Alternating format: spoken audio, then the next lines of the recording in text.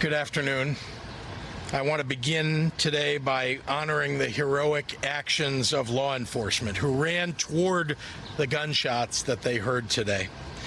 In particular, lives were saved because the Highland Park Police Department courageously protected and served their community. I also want to thank our Illinois State Police who have been coordinating on the ground since this morning with Highland Park PD, neighboring police forces, the County Task Force, FBI, and ATF. Our troopers will continue the investigation and search until the job is done. To the residents of Highland Park and surrounding communities, this murderer will be brought to justice.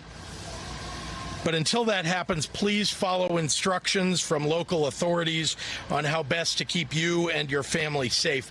And please know that every resource at the state's disposal will be available to you in the days and weeks ahead as you recover from this horrific tragedy. A little while ago, I spoke with President Biden, who pledged all support the White House can provide. The president agrees with me. This madness must stop. This morning, a gunman opened fire on a July 4th parade in Highland Park, taking 6 innocent lives, leaving at least 24 people in the hospital, traumatizing countless children and families, and shattering the peace of this community. The families of 6 individuals woke up today to join a community celebration of our nation's independence. They will go to bed tonight less than whole.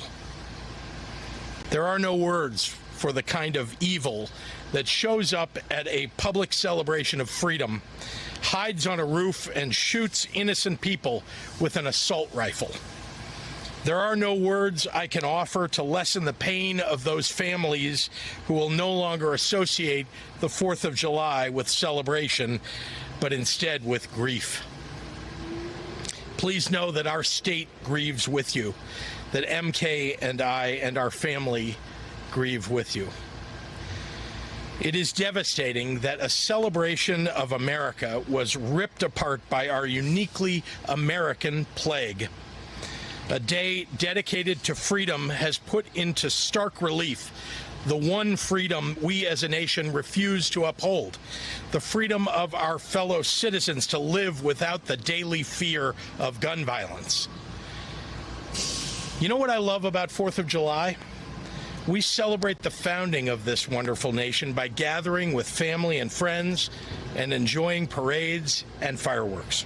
Our cameras on days like this are filled with messy faces and reckless smiles and pretty sunsets, an effort to bottle up that unique feeling of sun-filled joy.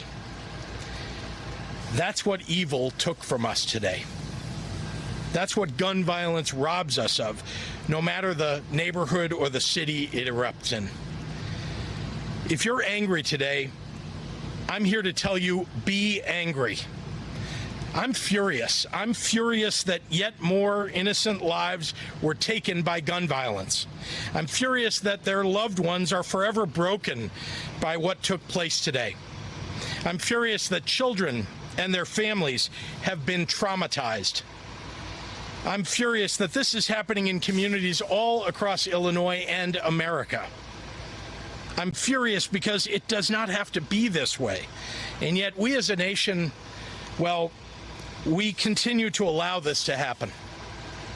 While we celebrate the 4th of July just once a year, mass shootings have become our weekly, yes, weekly, American tradition. There are going to be people who say that today is not the day, that now is not the time to talk about guns. I'm telling you, there is no better day and no better time than right here and right now. It's the 4th of July, a day for reflection on our freedoms. Our founders carried muskets, not assault weapons.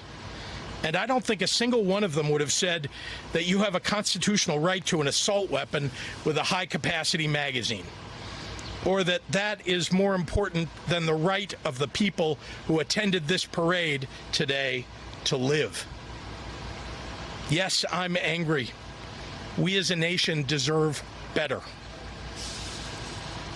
Let us pray for the injured and those who are still in the hospital tonight. And may the memory of those we lost today be a blessing and a call to action.